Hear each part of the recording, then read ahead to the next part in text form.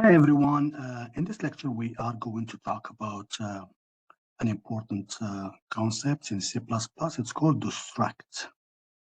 So a struct, let me give the definition first, and then I will show, use an example, what it means. A struct is a data type. Says nothing about the data type. We learned about the different data types like string, int, double. So this is a different type of data type, but that groups related variable. So it has more than one value. It has multiple values, but they're all related. For example, you may have a struct called students that contains all the variables that are related to student, like student name, student grade, student number of absences, whether the student is enrolled or no. So this kind of things. So it is a data type that groups related variable together in one single place. So let's have an example. Since we mentioned the student, let's create one.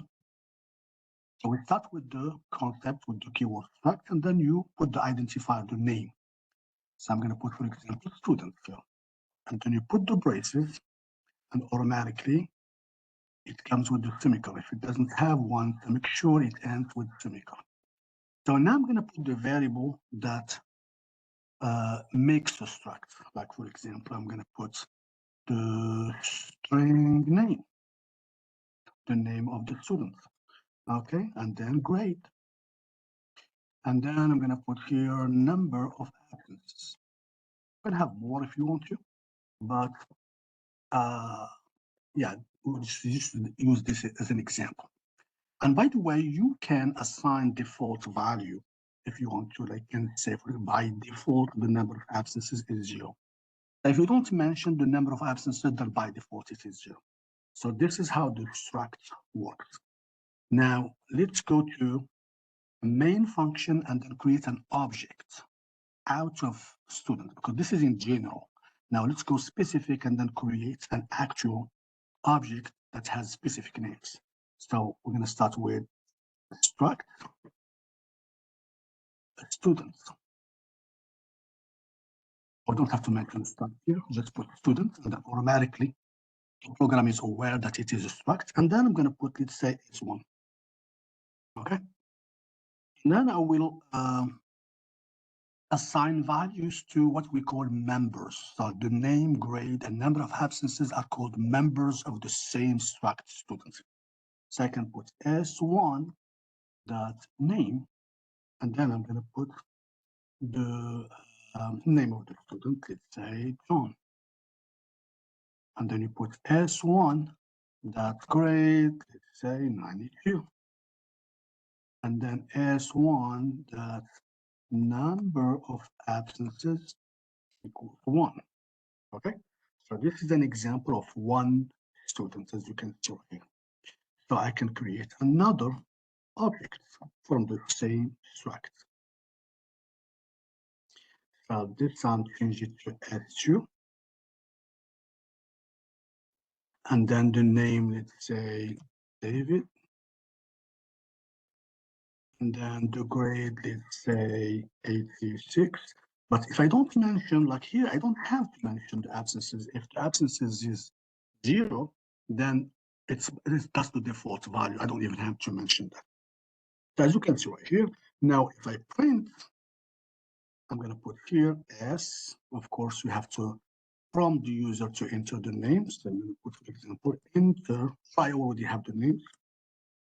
I'm going to put here system out print line S1 dot name.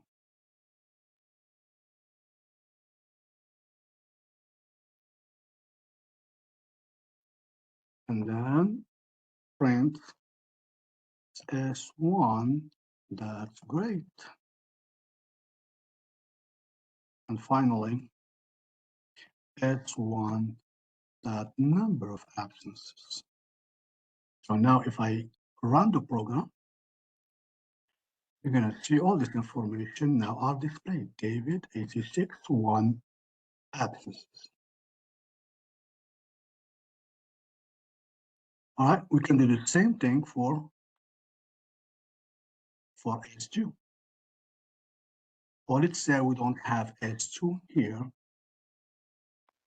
we can prompt the user to enter this information. So we can say, okay,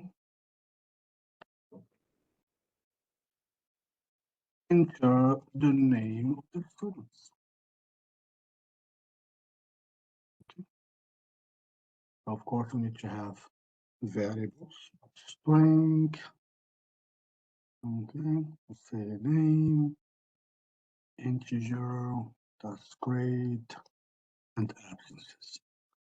So we're going to get this information here and then put the in. And then the second question, enter the grade of the student. And then CN, and then GR for grade. And finally, enter the number of absences. And same thing, CN, A. And then we can do the same thing that we did with John. So you can just copy this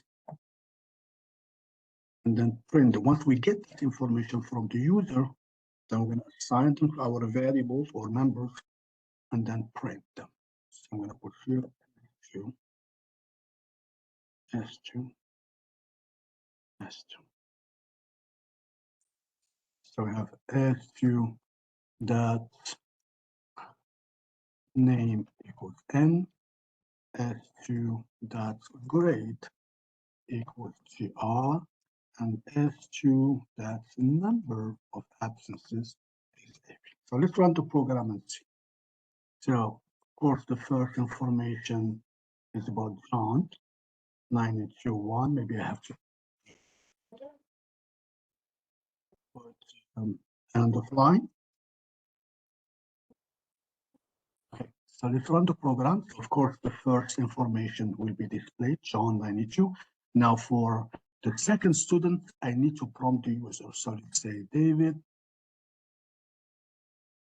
and then enter the grade 86, and then enter the number of absences, say 3. So once I run the program, it's going to say David 86. And that's basically how the struct works. I hope you find it useful. If you have questions, please make sure to let me know. Thank you.